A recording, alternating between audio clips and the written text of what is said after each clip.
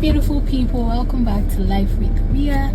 So on today's episode, I'm going to try vlogging a day in the life of a junior doctor and an aspiring physician. So I'm going to be debunking some myths about newborns for first-time parents and also sharing some crazy stories. I know parents do these things out of love and also out of ignorance.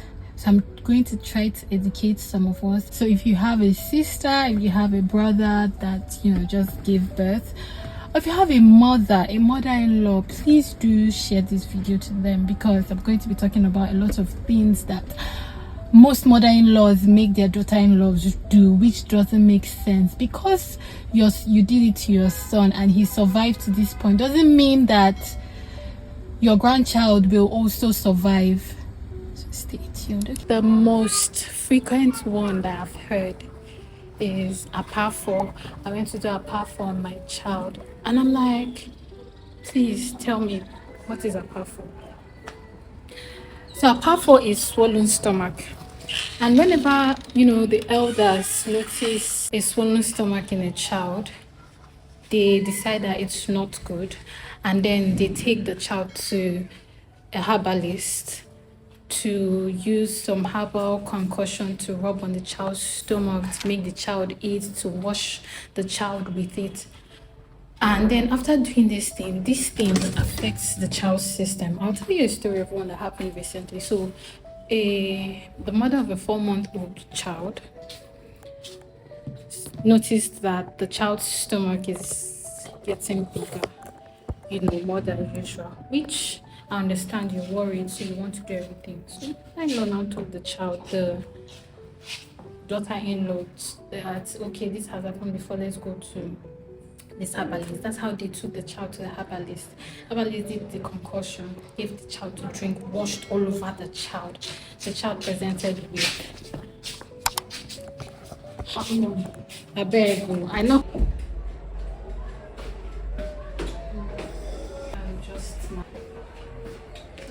The patient had epistaxis, so I had to go quickly attend to it and then give my ward round. We're back. So a short of the story, she presented with severe sepsis, and it was too late. It was just too late for a 4-month-old child because of what I'm powerful. When a child has a swollen stomach, it's normal for newborns to have swollen stomach. But when it is too much, it could be due to gas in the stomach. It could be due to an infection. It could also be due to an organomegaly. Something is happening in the system. And when I see these things, I don't even think about the parents. I start thinking about the child. What can we do to save the child? But the funny thing is that this part of the world, especially in this part of Nigeria, the eastern part of Nigeria, they always come to hospital when it's bad, and then they look for a way to blame a doctor, which I don't understand. So that was how we lost that child. So please, whenever you notice that your child's stomach is getting bigger than usual, you need to report to the hospital as soon as possible. It's better to be safe than sorry. Another common thing I see is when people come and tell the doctor that, oh, my baby has nta. I'm like, what's nta? Nta means failure to thrive. So because of that failure to thrive, the baby's fontanelle is sunk in. So the child has 2 fontanelles, anterior fontanelle and posterior fontanelle. Posterior fontanelle closes 6 to 8 weeks. Anterior fontanelle closes 16 to 18 months. Some people might say 9 to 18 months, depending on the child. The fontanelle, the anterior fontanelle, is there for a child's brain development. It's also there to show us if the child is dehydrated, has meningitis, if it's malnourished, or if there's increased intracranial pressure. So for sunken fontanelle, it shows that the child is dehydrated, the child has malnutrition or might be in shock for bulging fontanelle shows that there's an increased intracranial pressure or increased pressure of the brain. It also might be that the child has meningitis. So sometimes you see that these patients come in with palm kernel oil there covering the fontanelle, or bitter leaf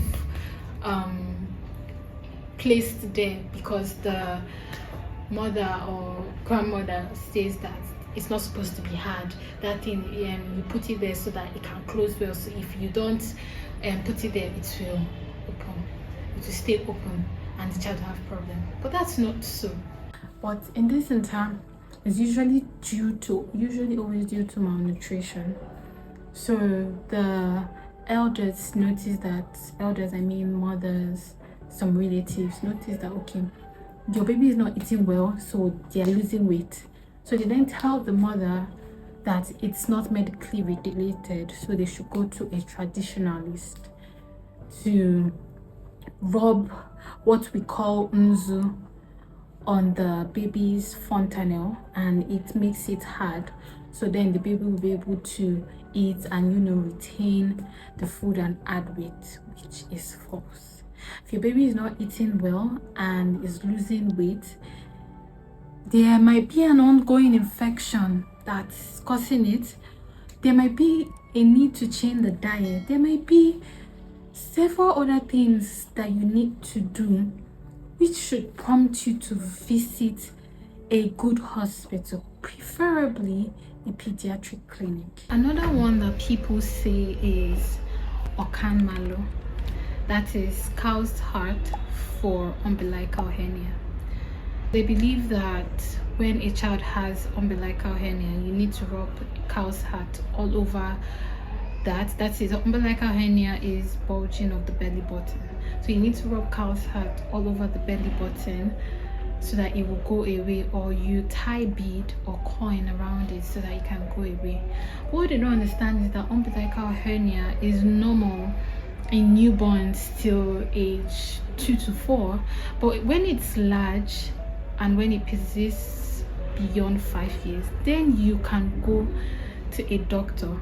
Rubbing this cow's heart or doing any other thing can irritate that place and lead to further infection, which can be life-threatening to the child. Well, unfortunately, I couldn't show you guys the activities that were happening in the hospital because of patient confidentiality, but I had to set some lines and do some procedures. But yeah, back to the last myth that I would like to share for this video.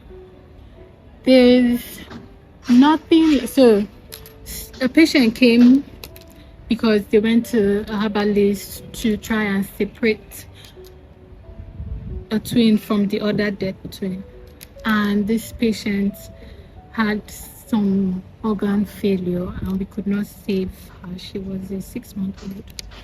There's nothing like seeking herbal ways or seeking cultural or traditional ways to separate one twin from another.